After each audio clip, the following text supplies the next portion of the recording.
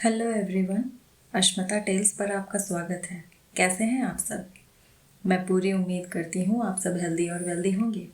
चलिए शुरू करते हैं हमारी कहानी कात्यायनी का अगला भाग। राठौर हवेली में सागर हर्षिता को गोद में लिए हॉल में सोफे पर बैठा था। उनसे कुछ दूर वंशिका और देविका खड़ी उसे देख रही थी। वंशिका ने कहा, दोनों कहकर गए थे गौरी को लेने जा रहे हैं, लेकिन यहाँ तो जवाई साथ आए हैं। देविका मुस्कुराई। भाभी सा, लगता है हमारे जवाई एक पल के लिए भी हमारी गौरी से दूर नहीं रहना चाहते। कात्यायनी सागर के लिए ट्रे में नाश्ता और जूस लेकर आई। वह बोला, भाभी सा, हम सोच रहे हैं कुछ दिन के लिए क्यों ना यहीं रुक जाए।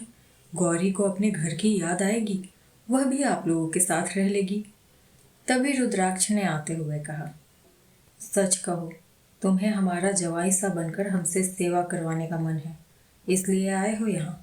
गौरी तो सिर्फ एक बहाना है। सागर ने कात्यायनी को अपने बगल में बिठा लिया और कहा, भाभी साहब देखिए, भाई साहब हम पर झूठे इल्जाम लगा रहे हैं। कात्यायनी ने रुद्राक्ष को देख कहा, एक तो वो आपकी ही बहन की खुशी के बारे में सोच रहे हैं और आप हैं कि उनके इरादों पर शक कर रहे हैं। सागर रुद्राक्ष को देख मुस्कुराया। रुद्राक्ष ने मन में कहा, हमें पूरा यकीन है कल से ये अपने रंग दिखाना शुरू कर देगा। रात को खाने के बाद कात्यायनी अपने कमरे में जाने लगी तो सागर भी उसके साथ हो लिया। जैसे ही वो कमरे में पहुंचे, सागर अंदर आते हुए बोला, आज पहली बार हम रुद्राक्ष भाईसा का कमरा देख रहे हैं। ये तो बहुत बड़ा है और सुंदर भी। वह हर्षिता को गोद में लिए काउच पर बैठ गया। फिर बोला, भाभी साहब आप जाकर कपड़े बदल लीजिए, इस वक्त आपको कंफर्टेबल कपड़े पहनने चाहिए। कात्यायनी अपने कपड़े बदल आई और बिस्तर पर बैठी तो हर्षिता उसके पास चली गई। सागर ने कहा, आपको पता है हर्षिता, भाभी सा के पेट में छोटू सा बेबी है। हर्षिता ने अपनी तोतली आवाज में पूछा, कहाँ है बेबी? दिख नहीं रहा। वो उसके आसपास ढूंढने लगी। सागर कात्यायनी के पैरों के पास बैठते हुए बोला, अभी वो दिख नहीं रहा, अंदर है ना, लेकिन हम उससे बात कर सकते हैं। उसने उसके दोनों हाथ कात्यायनी के पेट पर रखा। छोटू बेबी, ये आपकी बड़ी बहन है और हम हैं आपके चाचू या फूफा साहब। तभी रुद्राक्ष सीक्रेट रूम से बाहर आते हुए बोला, बेबी भी कंफ्यूज हो जाएगा, तुम असल में उसके लगते क्या हो? सागर ने उसे घूर कर देखा, फिर बोला, हम बेबी के अंकल हैं। वैसे हमने सुना है कि बेबी जिसकी आवाज़ ज़्यादा सुनता है वह बिल्कुल उसके जैसा बन जाता है। हम चाहते हैं कि नया बेबी बिल्कुल मुझ पर जाए। हम चाहते हैं कि नया बेबी बिल्कुल हम पर जाए। रुद्राक्ष जो बाथरूम की तरफ बढ़ा ही था, उसकी आवाज़ सुन उसे आंखें छोटी कर घूरने लगा। वो मेरा बच्चा है, मुझ पर जाएगा। अगर अपने जैसे बच्चे चाहिए तो खुद पैदा करो। हमारे बच्चे को अपने जैसा बनाने के बारे में सोचना भी मत। हर्षिता ने सागर के गले लगते हुए कहा, पापा बेस्ट। सागर ने उसके माथे को चूमते हुए कहा, हमारी बेटी हमसे कितना प्यार करती है, सुना आपने? हम बेस्ट हैं। रुद्राक्ष ने हर्षिता को कात्यायनी की गोद में बिठाया और सागर को खड़ा कर बोला, तुम आजकल हर्षिता के साथ हद से ज़्यादा वक्त बिताने लगे हो। उसे अपनी तरह ड्रामेबाज बना दोगे। उसने सागर को कमरे से बाहर खड़ा करते हुए कहा, हर्षिता आज हमारे साथ सो लेगी। तुम जाकर अपनी बीवी के साथ अपने बच्चे प्लान करो। उसने दरवाज़ा बंद कर दिया। हर्षिता ने दरवाजे की तरफ हाथ बढ़ाया तो कात्यायनी बोली, हर्षिता आज आप मामी के साथ सो जाओ, पापा मम्मा के साथ रहेंगे। आपको छोटी बेबी से बात करनी है ना? हर्षिता उसे देख मुस्कुराई। कात्यायनी ने उसे बिस्तर के बीच में लिटा दिया और उसके बगल में लेट गई। हर्षिता उसके पेट को सहलाने लगी और बोलने लगी, बेबी। वो बार बार बोलती और फिर खिलखिलाकर हंसने लगती। कात्यायनी उसे देख मुस्कुराई। कितना अच्छा होगा ना हुकुम साहब, हमारा बेबी भी हर्षिता की तरह हमेशा खुश रहने वाला हो। फिर उसने रुद्राक्ष की तरफ देखा, वैसे आपने सागर के साथ ऐसा क्यों किया? वो यहाँ हमारे साथ वक्त बिताने आए थे। रुद्राक्ष दूसरी तरफ लेटते हुए बोला, हम दोनों ही जानते हैं कि उन्होंने शादी हर्षिता के लिए की है। इस वक्त उन दोनों को अकेले रहने की ज़रूरत है ताकि एक दूसरे को ज़्यादा से ज़्यादा समझ सके। हम नहीं चाहते कि दोनों सिर्फ हर्षिता के मम्मी पापा बनकर रह जाए। बाहर सागर दरवाजे को कुछ देर घूरता रहा, फिर गौरी के कमरे में आया। वह बिस्तर पर पैर फैलाकर बैठी फोन में कुछ पढ़ रही थी। वह वहां आकर उसकी गोद में सर रख शिकायत करते हुए बोला, रुद्राक्ष भाईसा ने हर्षिता को चुरा कर रख लिया और हमें कमरे से भगा दिया। हम तो बस आने वाली बेबी से बात करने गए थे, लेकिन उन्होंने कहा कि उन्हें हमारा जैसा बेबी नहीं चाहिए। हर्षिता भी तो हमारे जैसी है, कितनी प्यारी है। गौरी ने उसके सिर को सहलाते हुए कहा, हमें तो आपके जैसा ही बेबी चाहिए। फिर खुद की बात पर सोचने लगी, ये क्या निकला हमारे मुंह से? क्या हम सागर के साथ बच्चे के बारे में भी सोचने लगे? वहीं सागर उसके चेहरे को देख रहा था जहां सिर्फ हैरानी थी। वो मुस्कुरा उठा।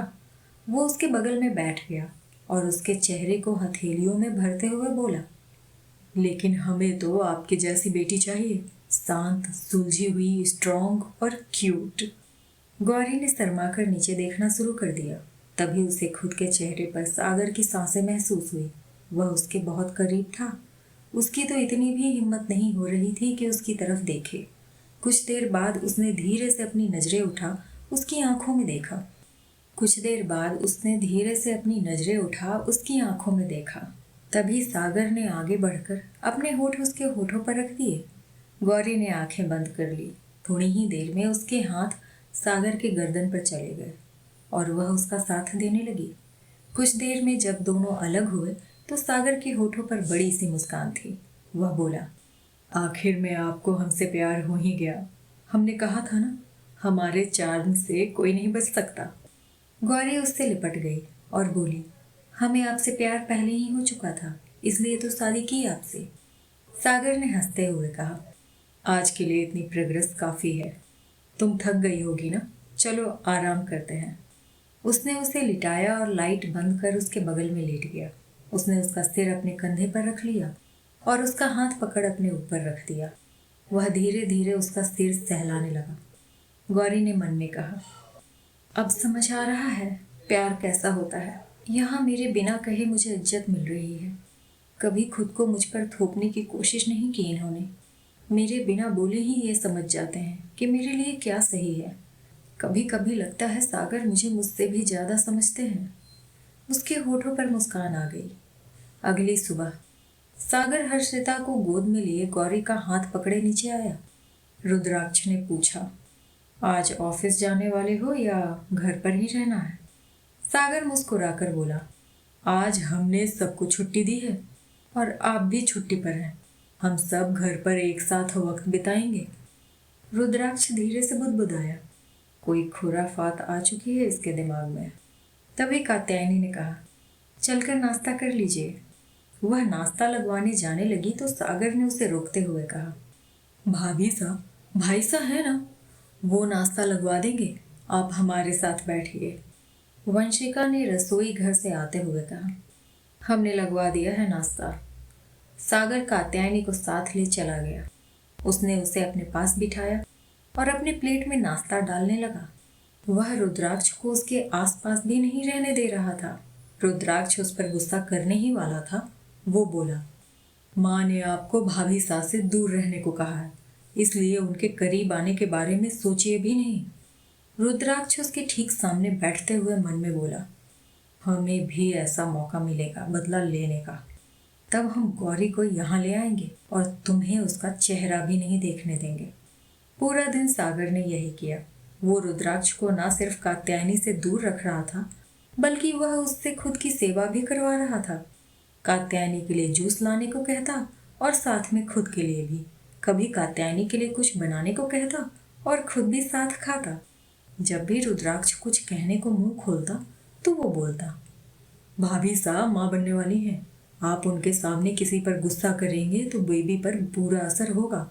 ये सुनते ही रुद्राक्ष अपने गुस्से का घूंट पीकर रह जाता।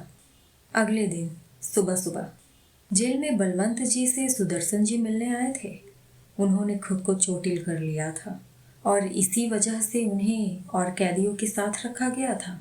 सुदर्शन जी ने सिर झुकाते हुए कहा, विष्णु से मुलाकात हुई थी, उसका बच्चा नहीं रहा। कुछ दिन पहले अचानक उसकी तबीयत खराब हुई और वो चल बसा। बलवंत जी ने अपने सिर को पकड़ लिया। इतने इलाज के बाद आखिरकार हमारे घर में ये खुशी आई थी और वह भी चली गई। पता नहीं क्यों हो रहा है ऐसा। फिर गुस्से से बोले, सब कात्यायनी की गलती है। उसने ही बिंदनी को इतना परेशान किया कि बच्चा कमजोर हो गया होगा। पता नहीं क्या चाहती है वो। सुदर्शन जी बोले, भाई साहब एक बात बोले, आप कात्यायनी से माफी क्यों नहीं मांग लेते? जो भी उसके और उसकी माँ वृंदा के साथ चौहान हवेली में हुआ था वो गलत था। इसी का बदला ले रही है वो। अगर आप सच्चे मन से माफी मांगेंगे तो शायद वो हमें हमारा कारोबार और हवेली वापस कर दे। बलवंत जी की आंखों में गुस्सा दिखने लगा। हमने कुछ भी गलत नहीं किया जिसके लिए हम माफी मांगे। उस लड़की को एहसान मानना चाहिए हमारा। चाहते तो उसकी माँ को सड़क पर भीख मांगने के लिए छोड़ सकते थे, तब शायद वो जिंदा भी नहीं बचती। लेकिन हमने उसे और उसकी माँ को छत दी, खाना और कपड़े दिए, लेकिन वो सब भूलकर ये सब कर रही है। सुदर्शन जी कुछ नहीं कह पाए। बलवंत जी ने कहा, एक काम करो सुदर्शन, वृंदा के बेटे के बारे में पता करो। वही है जो हमें हर मुसीबत से निकाल सकता है। बहुत प्यार है कात्यायनी को उससे। एक बार उसे पता चलेगा कि हम उसके बाबा सा हैं, वो कात्यायनी को हमें सब वापस करने और यहाँ से निकालने के लिए मजबूर कर देगा। सुदर्शन जी ने मन में कहा, हमें नहीं लगता ऐसा कुछ होगा, लेकिन फिर भी हमें उसके बारे में पता तो करना ही चाहिए ताकि हम अपनी परिस्थिति सुधार सके। कितने दिन रहेंगे वसुंधरा के घर? अब तो कोई इज्जत भी नहीं मिलती। प्रणव ने भी सारे रिश्ते तोड़ लिए हैं, वरना वही मदद कर देता इस काम में। अगले दिन विक्रम ने देविका को सुबह सुबह बताया था कि आज राठौर हवेली में उसके एक मेहमान आने वाले हैं। देविका सुबह से रसोई घर में तरह तरह का नाश्ता बनवा रही थी। कात्यायनी ने आकर एक गहरी सांस लेते हुए कहा, भाभी साहब क्या बन रहा है? बड़ी अच्छी खुशबू आ रही है। देविका ने हंसते हुए कहा, नाश्ते में कुछ कचौरियां बनवा रहे थे। ऐसा करें आप एक खाकर बताएं कैसा है। कात्यायनी ने उसे चखा और बोली, बहुत अच्छी है। देविका मुस्कुराई, लगता है आने वाले बच्चे को मीठे से ज्यादा तीखा पसंद आने वाला है। वंशिका ने आते हुए कहा, अच्छा है ना, वरना उसके दांत में कैविटी होने की चिंता होती रहती, जैसे हम आयुष के लिए परेशान रहते हैं। तीनों मुस्कुरा दिए। तभी विक्रम ने आते हुए पूछा, सारी तैयारियां हो गई? देविका ने कहा, हाँ बस तैयार ही हैं। आपके मेहमान कब आएंगे? विक्रम ने मुस्कुराते हुए कहा, बस आते ही होंगे। वो हमारी जिंदगी में हमारे गुरु की तरह है। हमने उनसे बहुत कुछ सीखा है। वो हमसे शायद 10-11 साल ही बड़े होंगे, लेकिन उनकी बातें, उनका जिंदगी को देखने का तरीका बहुत अलग है। इसलिए उन्हें हम इज्जत से भाई सा कहते हैं। कात्यायनी ने मुस्कुराते हुए कहा, आपकी बातें सुनने के बाद हम भी मिलना चाहेंगे आपके गुरु से भाई साहब। तभी उसके फ़ोन पर एक मैसेज आया और वो जाते हुए बोला, वो बाहर आ गए हैं, हम उन्हें अंदर लेकर आते हैं। कुछ ही देर में विक्रम एक आदमी के साथ दरवाजे पर खड़ा था। उस आदमी ने ग्रे कलर का बंद गले का सूट पहन रखा था। हाथ में चांदी का कड़ा था। ये कोई और नहीं, विनायक था। देविका ने आगे बढ़कर उन्हें हाथ जोड़कर नमस्ते किया। वहीं कात्यायनी और वंशिका पीछे खड़ी थी। विक्रम ने परिचय करवाया, यह हमारी पत्नी है, देविका राठौर।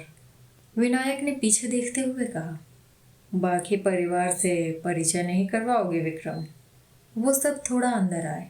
विक्रम ने कात्यायनी और वंशिका की तरफ इशारा करते हुए कहा, यह हमारे बड़े भाई स्वर्गीय प्रताप राठौर की पत्नी है, वंशिका भाभी साहब, और ये हमारे छोटे भाई रुद्राक्ष की पत्नी कात्यायनी राठौर। कात्यायनी ने हाथ जोड़कर कहा, खंभा घड़ी।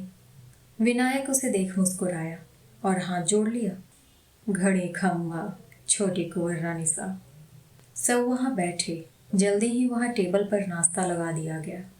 विक्रम ने कहा, हमें बहुत अच्छा लगा कि आप हमसे मिलने यहाँ आए।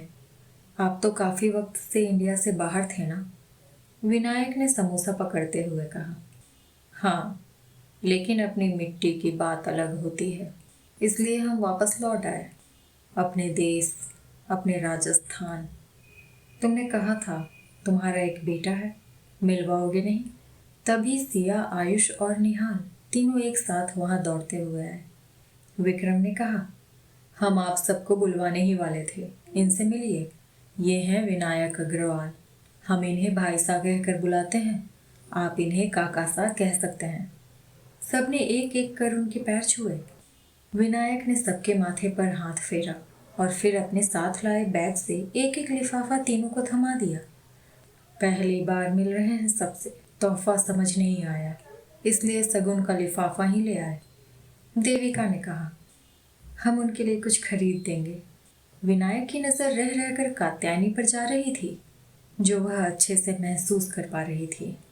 उसने मन में कहा, मुझे ऐसा क्यों लग रहा है, यह मिलने भाईसा से आए हैं, लेकिन इनकी दिलचस्पी हम में ज़्यादा है। वहीं विनायक मन में बोला, इन्हें देखकर किसके दिमाग में ये बात आएगी कि ये खतरनाक भी हो सकते हैं। जैसा नाम वैसे गुण, पूरी देवी कात्यायनी के जैसी हैं, शांत सौम्य, लेकिन असल में खतरनाक। अब बस देखना है विनायक नाम के इस असुर को आप पहचान पाती हैं या नहीं। कात्यायनी राठौर। रुद्राक्ष और सागर ऑफिस से अपनी मीटिंग अटेंड कर आए तो विक्रम ने उन्हें भी मिलवाया।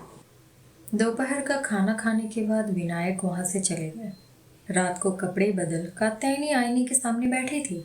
उसने पूछा, आप इन्हें जानते हैं हुकुम साहब? विनायक अग्रवाल।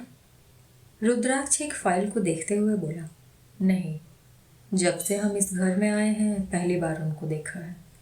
विक्रम भाई साहब बता रहे थे कभी उनके टीचर हुआ करते थे, फिर उन्होंने इंडिया छोड़ दिया और बिजनेस में चले गए, अब वापस आए हैं। फिर उसे देख पूछा, आप इतना क्यों पूछ रही हैं उनके बारे में? कात्यायनी खड़ी हुई और बोली, घर में आने वाले इंसान के बारे में पता तो होना चाहिए ना। तभी दरवाजे पर हल्के से दस्तक हुई। रुद्राक्ष ने जाकर दरवाजा खोला तो सामने हर्षिता खड़ी थी। वह किनारे से अंदर आई और सीधे कात्यायनी के पैरों से लिपट गई।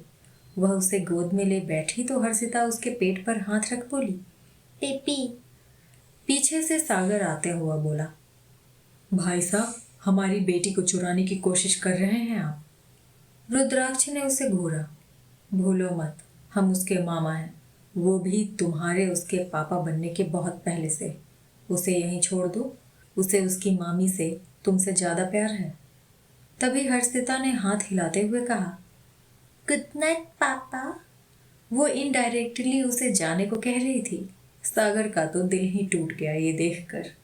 उसने धीरे से हाथ हिला दिया और रुद्राक्ष ने उसके मुंह पर दरवाजा बंद कर दिया। वह बोला, एक बार हमें चाचू बनने दीजिए, हम भी आपके बच्चे को ऐसे ही चुराएंगे आपसे। वह गौरी के कमरे की तरफ बढ़ गया। कमरे में आते ही उससे लिपट गया और बोला, गौरी, हमें एक और बेबी चाहिए, हर्षिता को भाई साहब रोज चुरा लेते हैं। गौरी ने हंसते हुए कहा, हम ले आए उसे? सागर ने उससे अलग हो कहा, रहने दो, कुछ दिन की बात है, फिर भाई साहब को उसके साथ वक्त बिताने का मौका नहीं मिलेगा। फिर मन में बोला, हमें पता है भाई साहब हमें और गौरी को अकेले वक्त देना चाहते हैं। शायद यही वजह है कि गौरी अब हमारे करीब होने लगी है। इधर आराधना और अभय के कमरे में आराधना अपने बालों में कंघी कर रही थी जब अभय ने उसके हाथ से कंघी लेते हुए कहा, हम सोच रहे थे हमें भी बच्चे के बारे में सोचना चाहिए। आराधना ने आईने में उसे देखा, हमें इतनी जल्दी नहीं है, आपकी उम्र हुई है, मेरी नहीं। अभय ने उसके बालों में चोटी करते हुए पूछा, आप हमें बुढ़ा कह रही हैं? आराधना ने कहा, अब ये सच है ना कि हम में और आप में पूरे 6 साल का अंतर है। शायद यही वजह है हम रोमांटिक हैं और आपको इन सब से कोई लेना देना नहीं है। पिछले 3 दिन से आपके पास हमारे लिए वक्त ही नहीं है। अभय ने चोटी पूरी कर कहा, सागर के सारे काम हमें करने पड़ रहे हैं। वो छुट्टी मनाने में लगा है। उसने उसे गोद में उठा लिया। इसका मतलब ये नहीं कि हम रोमांस नहीं जानते। बहुत सुन ली आपकी शिकायतें, आज सब दूर कर देंगे। वह उसे ले बिस्तर की तरफ बढ़ गया। उसने उसे बिस्तर पर रखा ही था जब आराधना ने कहा, आज हमारा मूड नहीं है। अभय उसके बगल में बैठते हुए बोला, मूड हम बना देंगे। उसने लाइट बंद की और आराधना के हंसने की आवाज़ आने लगी।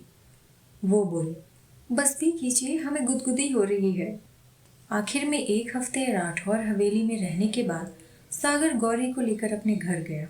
इन दिनों हर्षिता अक्सर रुद्राक्ष और कात्यायनी के कमरे में रहती, क्योंकि उसे आने वाले बच्चे से तरह तरह की बातें करना पसंद था। वो रोज कात्यायनी के पेट से ही चिपक कर सोती। गौरी और सागर के बीच नजदीकियां बढ़ने लगी थीं। दोनों साथ बैठकर ऑफिस का काम करते। इसी बीच सागर की शरारतें चालू रहती। कभी वो उसके गाल को चूम लेता तो कभी उसे कुछ ऐसा कह देता कि गौरी शर्म से लाल हो जाती। आराधना और शिवानी साथ बैठे थे। आराधना ने कहा, हम सोचते हैं इन्हें परेशान करेंगे, लेकिन वो हमें ही परेशान करने के तरीके ढूंढ लेते हैं। शिवानी ने कहा, बिल्कुल सही कह रही हैं आप। हम यहाँ हैं इतने दिन से, लेकिन अनिकेत को कोई फर्क नहीं पड़ता। तभी सागर आते हुए बोला, हमारे पास एक तरीका है जिससे आप उन्हें सबक सिखा सकते हैं। शिवानी ने शक भरी नजरों से उसे देखा। तुम कहीं हमें फंसाने की तो नहीं सोच रहे ना? सागर ने सीधे कहा, नहीं सुनना हमारी सलाह तो हम जाते हैं। आराधना ने कहा, हमें सुनना है। सागर बोला, आप दोनों शॉपिंग पर क्यों नहीं चले जाते? अपने पतियों के पैसे खर्च कीजिए, वो भी जी भर कर। शिवानी बोली, उन्हें कोई फर्क नहीं पड़ेगा, लेकिन आइडिया अच्छा है। दोनों तैयार होने चली गई। सागर मुस्कुराया, आखिर मेरे जाल में मछली फंस ही गई। क्या करने वाला है सागर, जानने के लिए सुनते रहिए ये कहानी। थैंक यू सो मच इस वीडियो को यहाँ तक देखने के लिए। अगर आपको कहानी पसंद आ रही है तो वीडियो को लाइक कीजिए, कमेंट कीजिए, चैनल को सब्सक्राइब कर दोस्तों को शेयर कीजिए।